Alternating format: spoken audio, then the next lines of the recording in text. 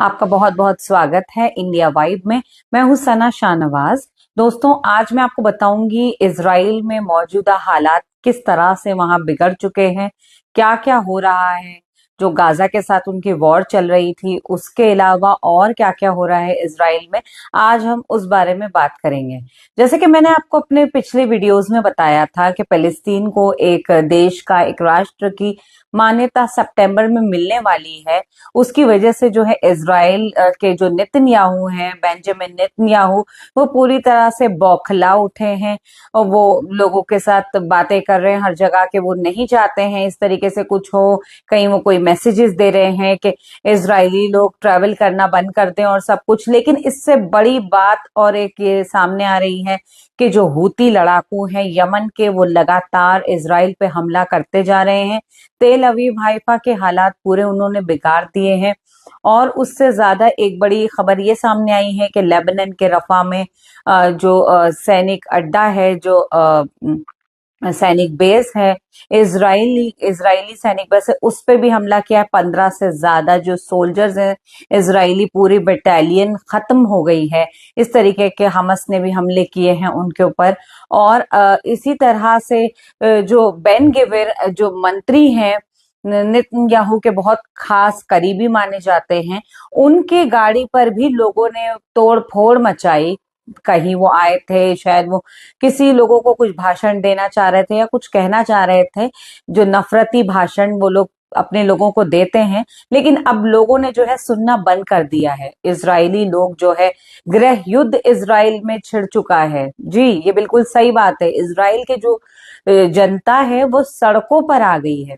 इतना ज्यादा नेतन्याहू के खिलाफ प्रदर्शन हो रहा है कि शायद ही आपने कहीं देखा होगा कि किसी देश में इस तरीके से जो है लोग सड़कों पर आ गए हैं। 10-10 लाख लोग रोड पर हैं। अब आप ये सोचिए कि लोग वहां पे प्रोटेस्ट कर रहे हैं, दिनों रात वहां बैठे हैं, और उसके बाद अगर कोई मंत्री जैसे कि बेन गिविर आ गए तो उनकी गाड़ी पे तोड़ फोड़ मचाई। और सिक्योरिटी भी जो उनकी बेन गिविर की थी वो भी कुछ नहीं कर पाई। उन्हें अपनी जो है जान बचा के वहां से भागना पड़ा। और यही बात ये भी समझ में आ रही है कि जो ये गृह युद्ध से इतने ज्यादा नुकसान हो रहे हैं कि आप ये सोचिए कि इटली जैसे देश ने नेतन्याहू को इंसानियत का दुश्मन घोषित कर दिया है। जैसी करनी उनकी थी वैसे ही भरनी। गाजा स्ट्रिप पे जो वो कब्जा करने की कोशिश कर रहे थे पिछले 22 महीनों से ज्यादा, ये जो टाइम हो चुका है इस वॉर को, वो चली जा रही है लगातार। वहां के हालात जो बिगड़े थे, आज वो लौट के इजराइल में वापस आ रहे हैं। इजराइल के हालात जो हैं वो पूरी तरह से बेकाबू हो गए हैं। इतना वहां बुरा, दहशत का माहौल है जो इस तरीके से बना हुआ है। लोग, क्योंकि जो आम नागरिक है दोस्तों, वो नहीं चाहते हैं कि किसी तरीके से ये गाजा में युद्ध हो या कोई भी कहीं भी युद्ध हो। कोई क्यों चाहेगा, क्योंकि उनके खुद के लोग भी उस युद्ध में फंसे हुए हैं। इजराइल एक एक लोगों को वहां पे वो ऐसे कह रहे हैं कि हर एक को जो है आर्मी में, बटालियन में जो है शामिल होना पड़ेगा। हर एक इजरायली जो घर के मेंबर है, हर एक को वो लोग जबरदस्ती कर रहे हैं। तो ये ठीक नहीं है एक तरीके से। और उनके जुल्म सितम से जो वहां की जनता है वो बिल्कुल तंग आ चुकी है।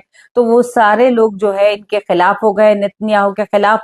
और उनके जितने मंत्री हैं वो लोग उस तरीके से, दुनिया के सारे देश जो फ्रांस, इटली, ब्रिटेन और बड़े बड़े जितने, जर्मनी, ऐसे देश हैं, ऑस्ट्रेलिया भी इसमें शामिल हो चुका है।